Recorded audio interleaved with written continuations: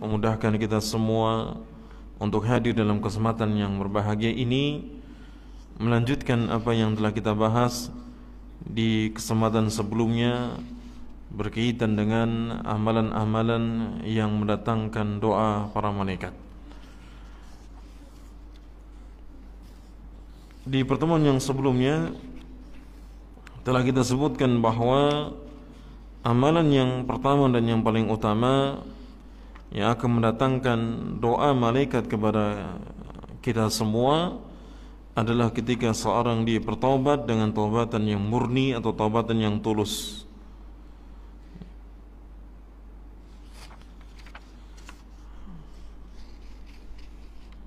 Dan telah kita jelaskan kandungan firman Allah Subhanahu wa taala dalam surat Ghafir di ayat ke-7 hingga ke-9, bahwa para malaikat itu mendoakan khusus untuk orang-orang yang beriman, yang mereka bertaubat, yang kemudian mengikuti jalan Allah Subhanahu wa taala. Itu mendoakan ampunan bagi mereka, meminta untuk dimasukkan ke dalam surga Aden. Bahkan didoakan pula daripada keturunannya, baik itu anak dan istrinya, bahkan sampai daripada nenek moyangnya yang saleh. Demikian pula para malaikat mendoakan bagi mereka orang-orang yang beriman yang bertaubat kepada Allah Ta'ala untuk dipelihara, dijaga ya, dari segala kejahatan ya. Dan ini tertuang dalam surat Ghafir di ayat ke-7 hingga ke-9. Adapun amalan yang kedua yang akan mendatangkan doanya malaikat kepada kita semua adalah seseorang yang ia bersedekah dari hasil yang halal dengan hati yang tulus. Ketika seorang dia bersedekah dan Allah Subhanahu wa taala tidak melihat nominalnya, tapi melihat itu adalah hasil yang halal dan niat yang tulus, maka dia akan mendatangkan atau mendapatkan doa dari para malaikat. Sebagaimana dalam sebuah riwayat yang diriwayatkan oleh Imam Bukhari dari sahabat Abu Hurairah radhiyallahu ta'ala anhu, Rasulullah SAW beliau bersabda, "Ma min yaumin yusbihul ibadu fihi illa malakan yanzilani fayaqulu ahaduhuma Allahumma a'ti munfiqan khalafa wa yaqulu al-akharu Allahumma a'ti mumsikan talafa." Ma min yaumin, tidak ada suatu hari, yusbihul ibadu fihi, hamba-hamba berada di pagi hari, illa malakan yanzilan, kecuali ada dua malaikat yang turun. Setiap hari di waktu pagi ada dua malaikat yang turun untuk mendoakan setiap orang. Fayaqul ahaduhuma, kemudian satu malaikat yang pertama dia akan berdoa. Dia mengatakan Allahumma a'ti munfika khalafa atau munfiqa khalafa. Ya Allah, berikanlah ganti kepada orang yang berinfak. Kemudian malaikat yang kedua dia akan berbicara Allahumma a'ti mumsikan talafa. Ya Allah, berikanlah kebinasaan kepada orang-orang yang menahan hartanya. Ya, hadis yang sangat gamblang ya, yang menyebutkan tentang doa malaikat itu pasti dikabulkan. Doa malaikat itu pasti dikabulkan, mau doanya kebaikan atau doanya keburukan. Demikian pula hadis yang mulia ini menjelaskan bahwa setiap pagi ada dua malaikat yang turun, yang kemudian keduanya mendoakan. Satu mendoakan kebaikan kepada mereka orang yang bersedekah. Yang satu dia mendoakan kepada mereka orang-orang yang kemudian menahan hartanya, yang seharusnya dia keluarkan ditahan-tahan, hanya dihitung-hitung, kemudian dikumpulkan. Maka doa malaikat tersebut dia mengatakan, Allahumma a'ti mumsikan tadafa. Ya Allah, berikanlah kebinasaan, yaitu kerusakan pada hartanya, dicabut ke rahmatnya, dicabut keberkahannya, dicabut pula manfaatnya, sehingga orang itu punya harta yang banyak, dia tidak terasa memilikinya, tidak merasa puas, tidak merasa cukup, selalu kurang, dan menjadikan dirinya uring-uringan setiap hari. Hadirin jamaah sekalian yang dirahmati Allah Subhanahu wa taala, maka hadis ini menjadi dalil bahwasanya setiap orang yang berinfak dengan infak yang baik dari harta yang halal dengan niat yang tulus mengharapkan ridha Allah Subhanahu wa taala, maka dia akan didoakan oleh malaikat. Terus apa yang dimaksud dengan infak yang baik? Bagaimana seorang dikatakan dia mengeluarkan hartanya sudah halal tapi pada infak yang benar? Maka Imam Nawawi rahimahullah ta'ala beliau mengatakan, qala al-ulama hadha fil infaqi fit ta'at wa makarimil akhlaq وعلى العيال والضيفان والصدقات ونحو ذلك بحيث لا يذم ولا يثم صرفا والإمساك المذموم هو الإمساك عن هذا.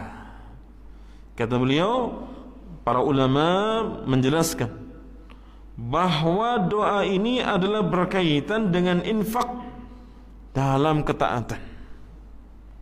Ya, infak dalam ketaatan contohnya seperti apa? Contohnya seperti seorang dia melakukan misalkan amalan haji, melakukan umrah, membangun masjid, kemudian harta digunakan untuk berdakwah. Ya, maka jangan dianggap ringan air minum yang disajikan ketika dalam majelis ilmu. Pezina saja, pezina ini yang dia itu memberikan air minum kepada siapa?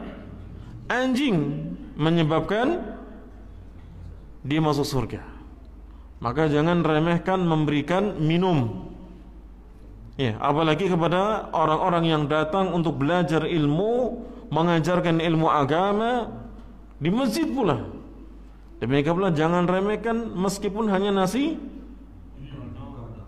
mogono. Jangan remehkan itu. Yang dikeluarkan Masya Allah, ketika itu dalam ketaatan dan niatnya lillah, maka ini menjadi infak yang baik. Meskipun dilakukan itu di maghrib, tetap malaikat mendoakannya sejak pagi. Meskipun belum dikeluarkan infaknya, itu kan nanti jadwalnya untuk maghrib. Betul? Ya, kajiannya maghrib, tapi sudah niat nanti saya yang menghandle, nanti saya akan menyediakan minumannya. Maka sejak dia sudah berniat di pagi hari, malaikat pun sudah mendoakan kebaikan untuknya. Allahumma a'ti munfiqa khalafa. Ya Allah, berikanlah ganti dari nafkah, dari infak yang dia keluarkan. Demikian pula yang dimaksud dengan infak dalam ketaatan adalah seperti dia menuntut ilmu. Dia mengeluarkan biaya seperti kita naik kendaraan misalkan, atau berjalan kaki pun juga membutuhkan tenaga. Semua yang dikeluarkan itu terhitung dalam infak ketaatan. Wa makarimil akhlaq. Kemudian dalam penerapan akhlak yang mulia, orang dituntut untuk menjadi contoh dalam penerapan akhlak yang mulia. Karena Nabi sallallahu alaihi wasallam diutus adalah untuk menyempurnakan akhlak yang mulia. Dan tanda keimanan seorang muslim yang sempurna adalah dengan bagus akhlaknya. Maka ini butuh penerapan, butuh tindakan. Ketika seorang dia menerapkan perihal akhlak yang mulia, terkadang dia membutuhkan nafkah, membutuhkan harta. Contohnya seperti apa? Memberikan hadiah kepada orang-orang yang kita kasihi, yang kita cintai. Ya, memberikan hadiah misalkan kepada kawan, memberikan sedekah. Ya. Dalam rangka untuk apa? Penerapan akhlak yang mulia, memuliakan tamu misalkan, memuliakan tetangga. Butuh kadang-kadang sesuatu yang tidak hanya sekedar omongan, tindakan, tapi kadang-kadang perlu dengan harta. Kita membelikan sesuatu kemudian kita hadiahkan. Ini adalah infak dalam penerapan akhlak yang mulia. Wa 'alal 'iyal, demikian pula pada keluarga, anak dan istri, termasuk orang tua, baik itu orang tua kandung kita termasuk orang tua istri.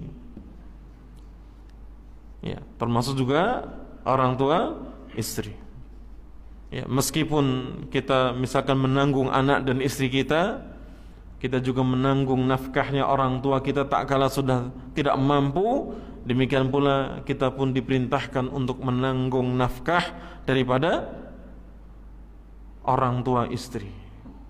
Tak kala mereka sudah sepuh, mereka sudah tidak bisa untuk menafkahi dirinya sendiri, ya, kita sebagai menantu yang baik, yang beragama, yang menjunjung sunnah Nabi SAW, berikan contoh teladan.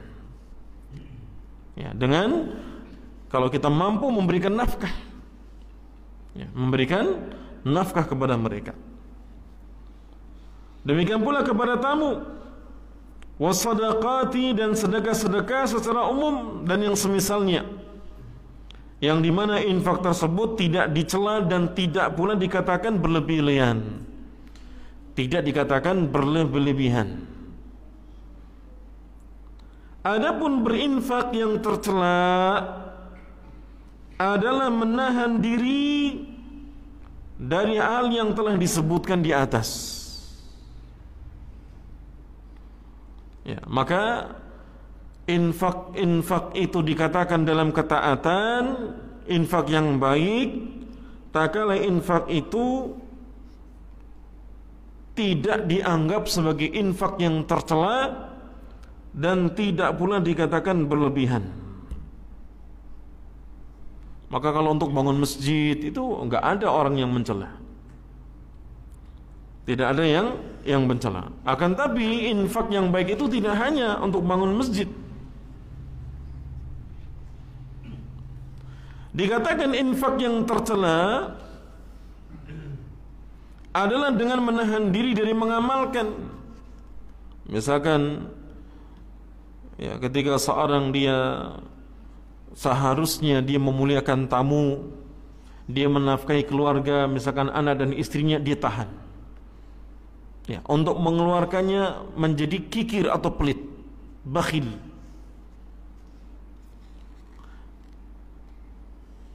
Dia yang misalkan belajar menuntut ilmu, dia membutuhkan biaya untuk mengeluarkannya, dia pelit. Maka yang seperti dikatakan infak yang tercela.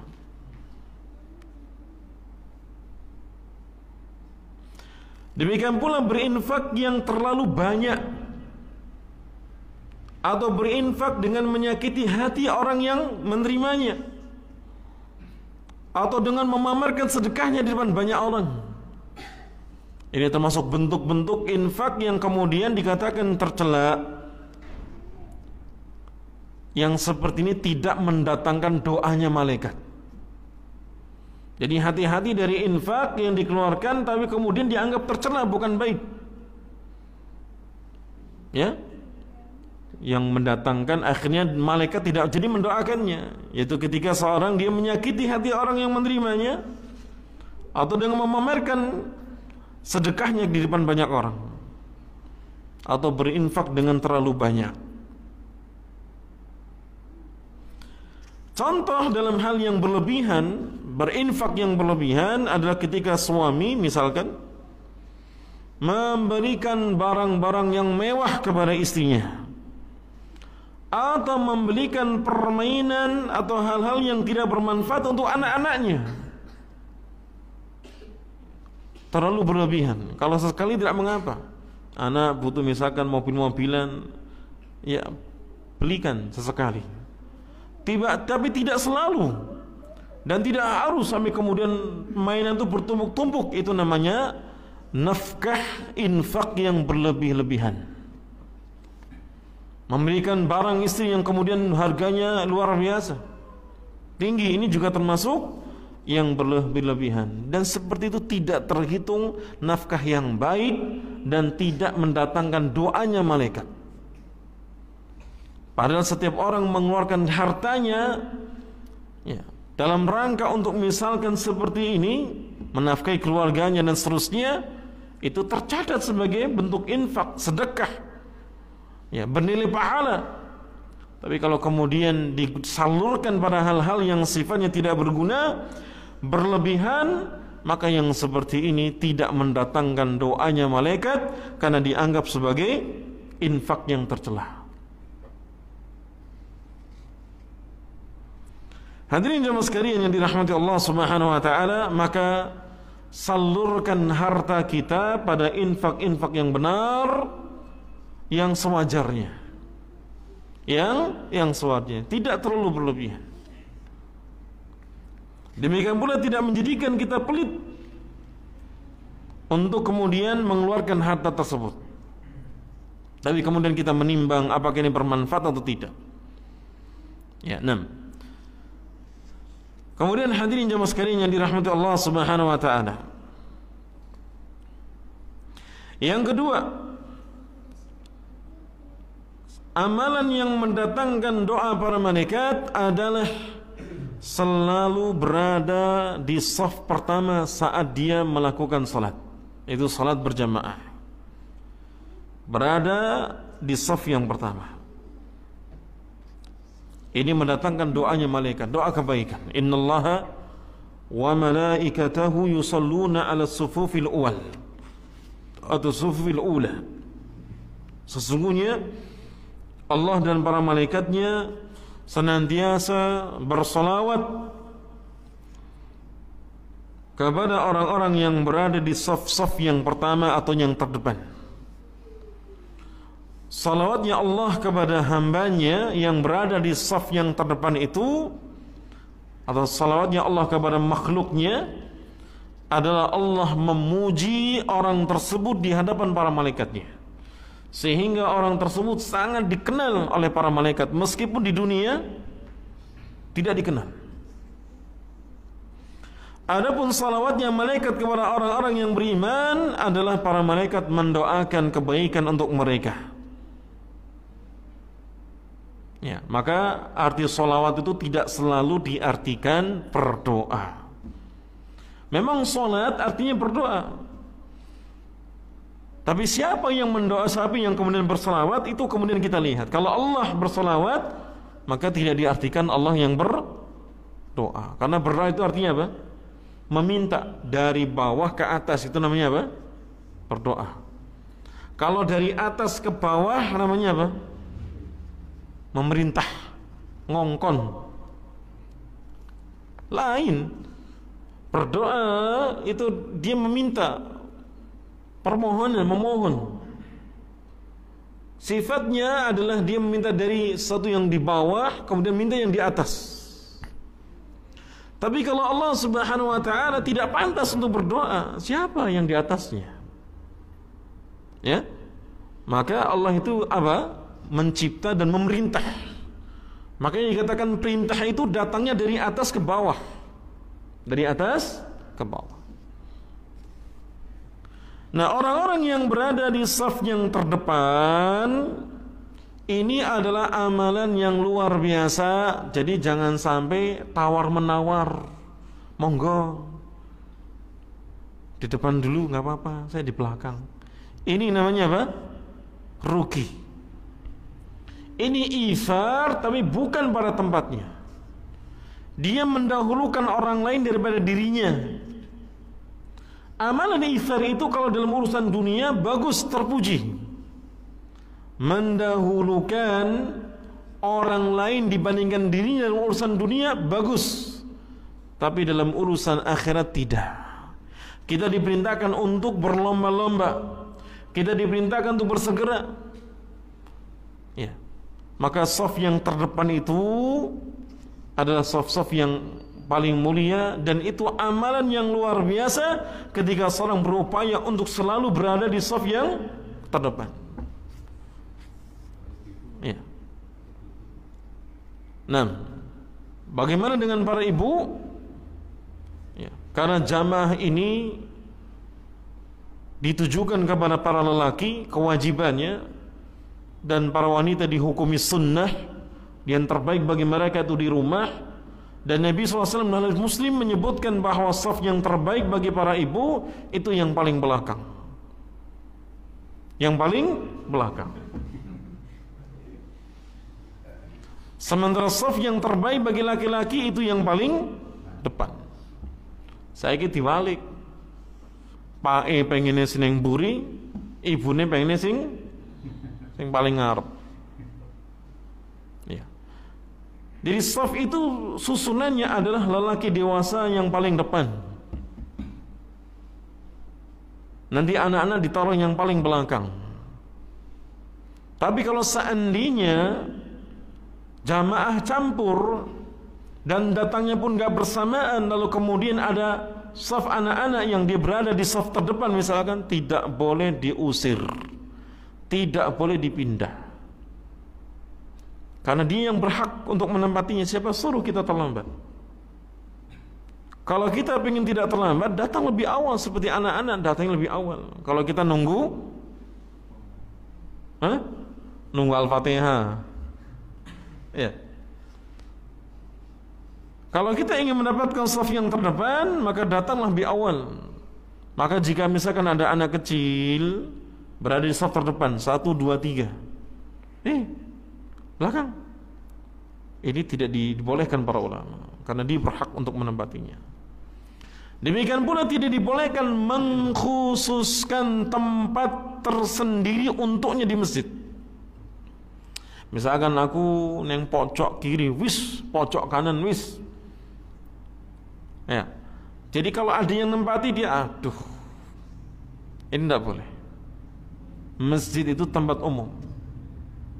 Ya, tidak boleh mengkhususkan di area tersendiri untuknya. Ya, kalau sekiranya tempat yang biasa dia gunakan dipakai orang lain, tidak masalah, dicari yang lain. Karena masjid bukan miliknya, milik Allah Subhanahu wa ta'ala. Ya, nah.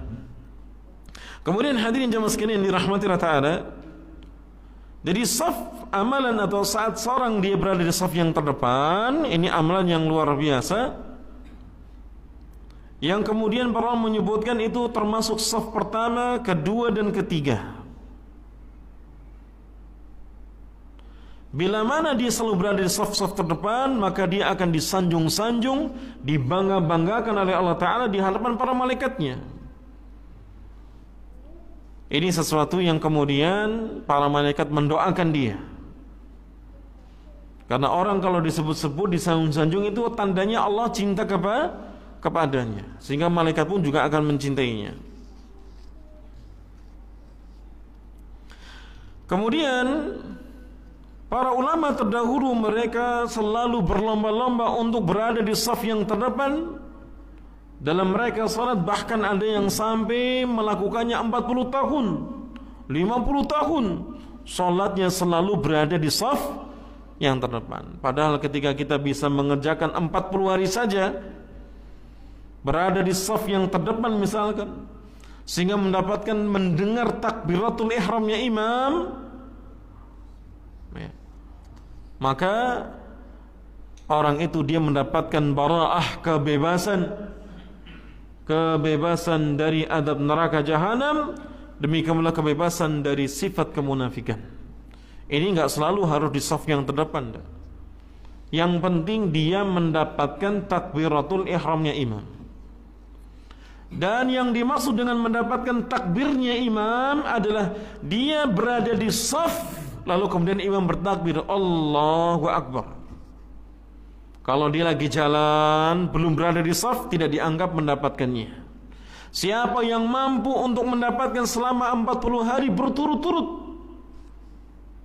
berarti 5 takbir kali 40, ada 200 takbirnya imam. Tidak harus imam yang di satu masjid, berbagai masjid boleh. Ya. Dan dia mengusahakannya dalam 5 waktu. Takbir yang pertama imam, maka dia dijamin mendapatkan 2 kebebasan ini. Terbebas dari azab neraka dan terbebas dari sifat kemunafikan. Maka orang yang selalu berada di shaf yang pertama, yang terdepan, peluang untuk mendapatkan takbirnya imam besar, akan mudah baginya. Sehingga para ulama terdahulu mereka itu menghadiri salat berjamaah di masjid itu sebelum azan dikumandangkan. Bahkan muadzinnya pun kalah. Muadzinnya belum datang sudah hadir duluan, sudah berada di masjid. Maka dikisahkan ada yang bernama Muhammad bin Sama'ah. Dia mengatakan, selama 40 tahun aku tidak pernah tertinggal dari takbir yang pertama, kecuali 1 hari di mana ibuku meninggal dunia. Maka aku terlambat 1 salat di dalam salat berjamaah, hingga akhirnya aku berdiri melaksanakan salat sunnah 25 salat. Karena 1 salat berjamaah nilainya seperti 25 kali salat, 27 kali salat. Maka ulama tersebut ini, Muhammad bin Sama'ah, berupaya untuk bisa mengejar ketinggalannya. Padahal cuma 1 hari selama 40 tahun. Gara-gara ibunya meninggal, dia berupaya untuk bisa mengejar keterlambatannya itu dengan setelahnya mengerjakan salat sunnah mutlak 25 salat, yaitu 25 kali 2 rakaat. Berapa? 50 rakaat dia kerjakan. Apa dia alasannya apa? Dia mengatakan, uridu bidzalika at-tad'if. Aku mengharapkan agar salat 25 kali salat itu dilipat gandakan pahalanya dengan salat tersebut. Jadi bisa menyamai dari pahala 1 kali salat berjamaah. Ini semangatnya, antusiasnya para ulama terdahulu ketika mereka mengejar atau berlomba-lomba dalam mengerjakan salat berjamaah. Maka jamaah sekalian yang dirahmati Allah Subhanahu wa taala, inilah hakikat yang disebut dengan wali-wali Allah. Aulia Allah, wali-wali Allah taala itu tidak dikenal karena dia itu bisa terbang, tidak dikenal karena dia itu kebal, tidak dikenal kalau dia itu mampu berjalan di atas air. Namun para wali Allah terdahulu mereka dikenal dengan apa? Keistiqomahan mereka di dalam ibadah kepada Allah. Dalam ibadah kepada Allah. Maka siapa saja yang dia mampu menjaga salatnya, misalkan berada di shaf yang pertama selama hidupnya, itu termasuk wali Allah. Dia istiqamah, dia sejatinya adalah wali Allah.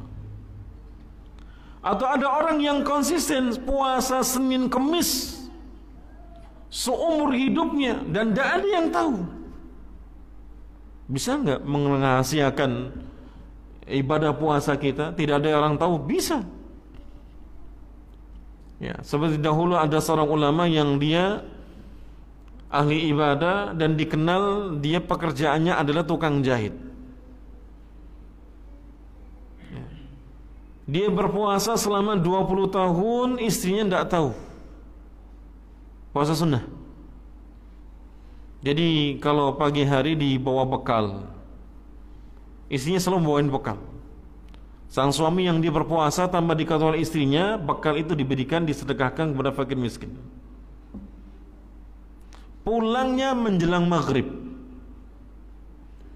sang istri menyangka sang suami mau makan malam, padahal dia berbuka.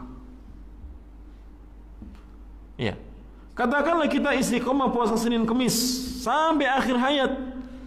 Inilah yang dikatakan sejatinya waliullah. orang yang istiqomah dalam ibadah. Demikian pula orang yang dikatakan waliullah adalah ketika dia istiqomah mampu menundukkan pandangannya dari hal-hal yang Allah haramkan. Maka sejatinya dia adalah waliullah. Maka waliullah itu tidak perlu sorban yang berwarna hijau, tidak perlu pakai tub, tidak perlu ada embel-embel yang lainnya. Cukup Allah Subhanahu wa ta'ala yang mengenali kita sebagai kekasihnya. Dengan apa? Dengan keimanan, ketaatan yang kita istiqomahi. Maka jangan remehkan berada di saf yang terdepan. Ya, kalau tidak bisa satu ya dua. Kalau tidak bisa ya tiga. Alhamdulillah kita saf kita berapa ini? 1, 2, 3, 4, 5. Peluangnya masih banyak. Ya. Tapi jangan safnya kan cuma 5 doang ini. Tiap hari paling 2-3 saf. Kita selalu di saf depan. Usahakan yang paling depan dan mendapatkan takbirnya imam yang pertama. Takbir imam dia bertakbir, kita sudah berada di saf. Kita sudah menghadap kiblat, kita sudah menghadirkan niat salat yang akan kita kerjakan. Imam bertakbir, lalu kemudian kita ikuti. Kita istiqomah selama 40 hari, sehari 5 kali. Masya Allah, itu namanya waliullah. Kemudian yang keempat, orang-orang yang mendatangkan atau amalan-amalan yang mendatangkan doa malaikat adalah menyambung saf salat yang terputus. Ya, menyambung saf salat yang terputus. Saf ini diperintahkan Nabi sallallahu alaihi wasallam untuk diluruskan dan dirapatkan. Dan para ulama berbeda pendapat tentang hukum merapatkan saf. Yang pertama mengatakan wajib, sesuai dengan zahirnya hadis-hadis Nabi sallallahu alaihi wasallam, yang memang perintah Nabi sallallahu alaihi wasallam untuk merapatkan, luruskan saf. Ini sebagian para ulama. Yang kedua mengatakan hukumnya sunnah. Mengatakan hukumnya apa? Sunnah, merapatkan saf. Ya. Kemudian yang ketiga yang menggabungkan dua pendapat ini, yaitu sunnah wajibah atau yang lebih dikenal dengan sunnah muakkadah. Sesuatu yang sangat ditekankan hukumnya untuk dikerjakan. Seandainya ditinggalkan, maka tidak mempengaruhi daripada kesahan salat berjamaahnya. Ya. Ini rincian dalam hukum berkaitan dengan merapatkan saf. Dan batas seorang dikatakan dia itu meninggalkan saf atau dia memutuskan saf sehingga perlu untuk ditutup. Ya, ini adalah jarak 1 hasta ya, atau setengah hasta lah.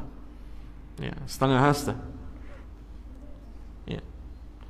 Setengah hasta itu 30 cm ya, atau 50 cm. 1 hasta 1 meter. Ya. Itu jaraknya.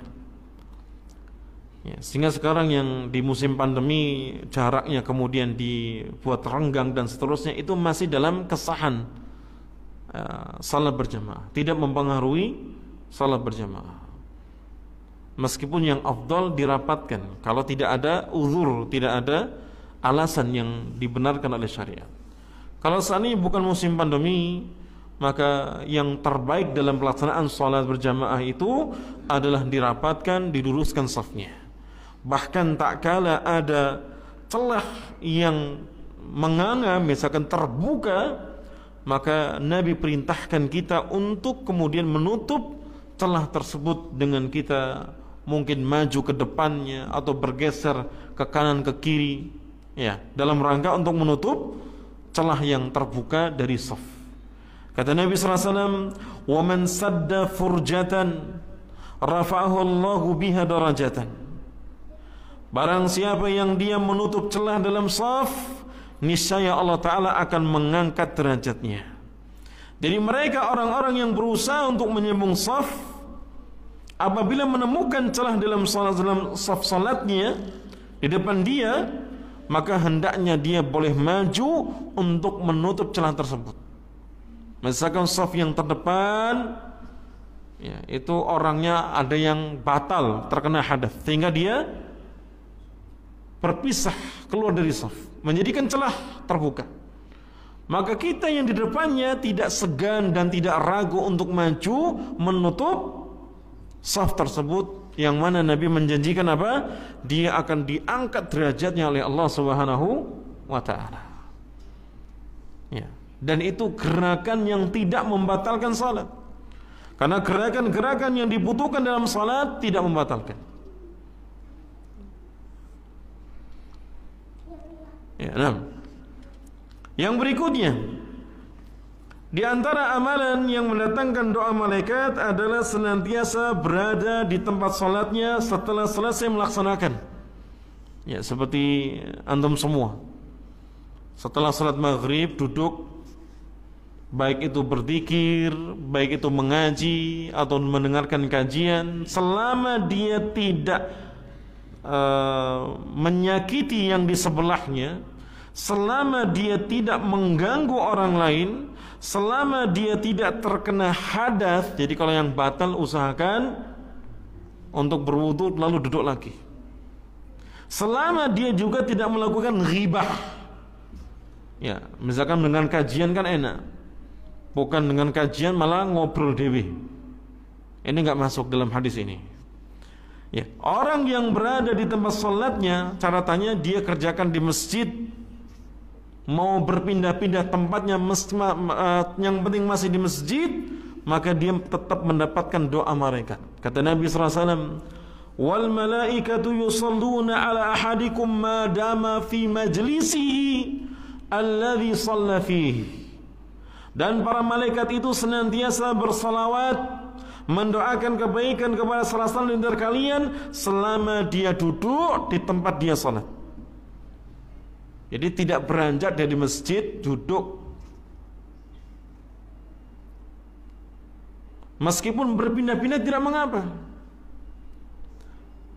Yaqulun, para malaikat mengatakan, Allahumma arhamhu, Allahumma ighfir lahu, Allahumma tub alaihi.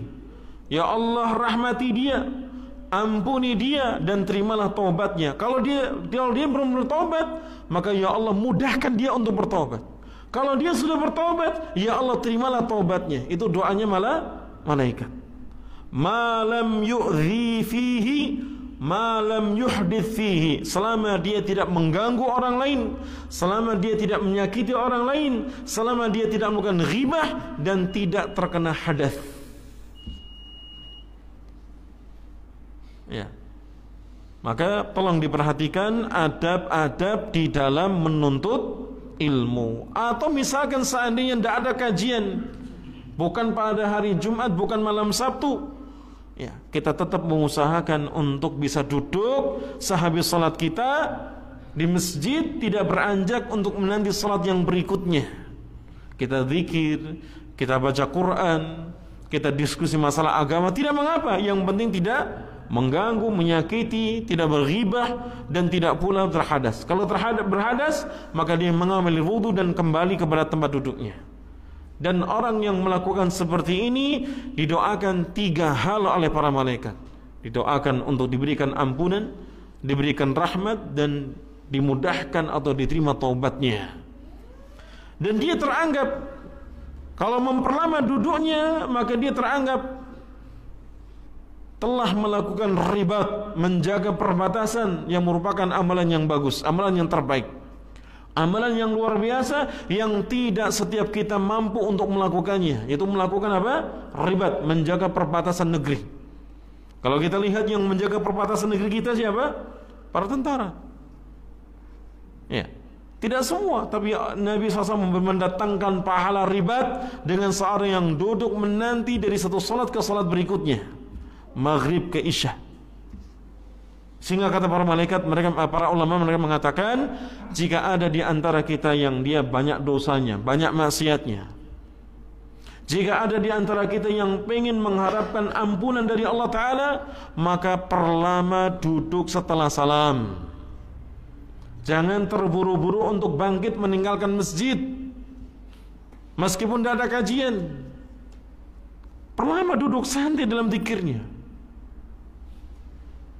Nanti di hari kiamat orang-orang yang menyesal itu tidak hanya mereka orang-orang kafir, tidak hanya orang-orang yang ahli maksiat, orang yang beriman pun akan menyesal. Kenapa? Kok dulu zikirnya enggak diperlama, enggak diperbanyak? Kok zikirnya kok cepet-cepetan, buru-buruan? Orang yang kemuliaan juga mereka akan menyesal. Kok dulu kenapa salat saya sebentar, tidak dilamakan berdirinya, dilamakan sujudnya? Yang sedekah pun juga demikian akan menyesal. Yang berbakti kepada orang tua pun juga akan menyesal. Kenapa dulu tidak totalitas? Sampai orang tua meninggal, baru kemudian dia sadar akan kekurangannya. Ya, maka hadirin jemaah sekalian yang dirahmati Allah Subhanahu wa taala, ya, inilah amalan yang luar biasa yang menjadikan kita mudah-mudahan termotivasi untuk mengerjakan amalan-amalan yang mendatangkan doa para malaikat yang hakikatnya mudah dilakukan oleh setiap orang, setiap kita. Yang penting tahu ilmunya, kita manfaatkan kesempatan yang ada. Sedikit ini yang bisa kami sampaikan. Wassalamualaikum ala nabiyyina Muhammadin wa ala alihi wa sahbihi ajma'in. Wa akhiru da'wana anil hamdulillahi rabbil alamin. Wassalamualaikum warahmatullahi wabarakatuh.